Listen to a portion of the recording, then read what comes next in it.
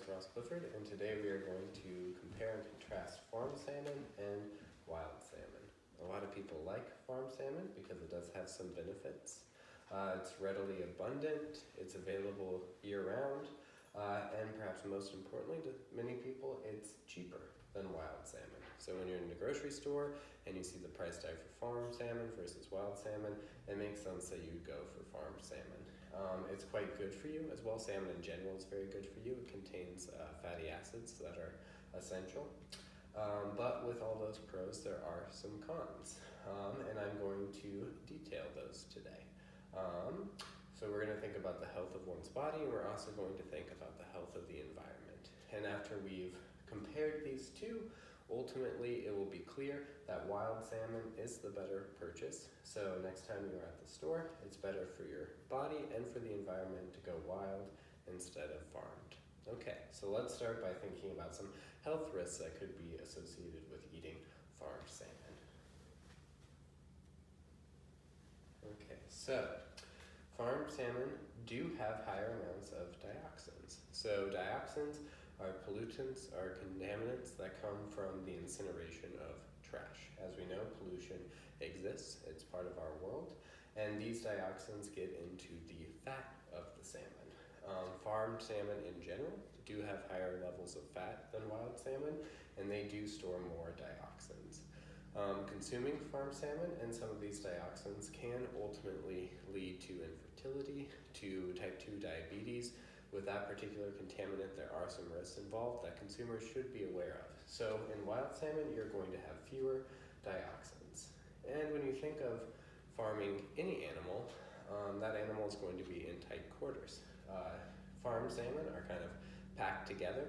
So if there is a pathogen or a parasite, disease, anything that's introduced, is going to be much more likely to spread. So there's that inherent risk if you purchase farmed salmon over wild salmon. Okay, so let's talk a little bit about some of those fatty acids that are so healthy for you and are in both farm salmon and wild salmon. Okay, so both excellent sources of omega-3s and omega-6s. An omega-3 fatty acid is an anti-inflammatory, and an omega-6 fatty acid is an inflammatory. So you want to have a really great ratio of the two. You need both. Omega-6, although in too high of levels, can contribute to cancer and can cause some issues. It is important for brain development and development overall, so you do need it, but you want it to be balanced out by those anti-inflammatory omega-3s.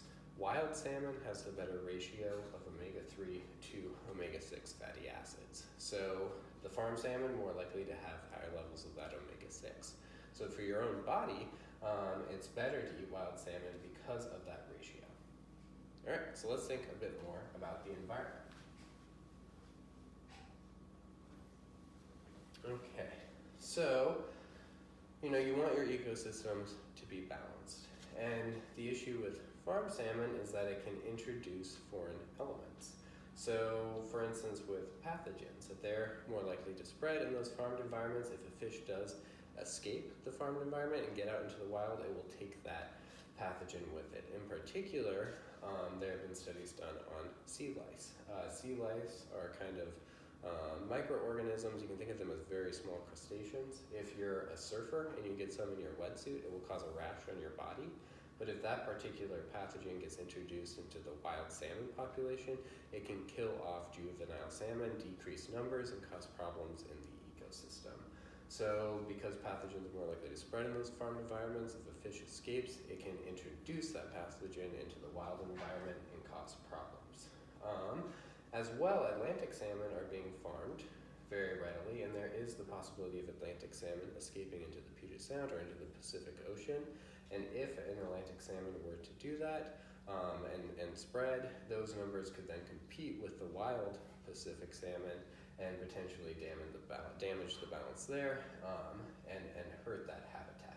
So in thinking about keeping our environments wild, keeping the ecosystems balanced, it's much more sustainable to buy wild salmon than to buy farmed salmon.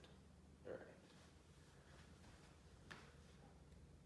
So to consult or to develop my research for this, I consulted the Journal of Nutrition. I also looked at the National Institute of Environmental Health.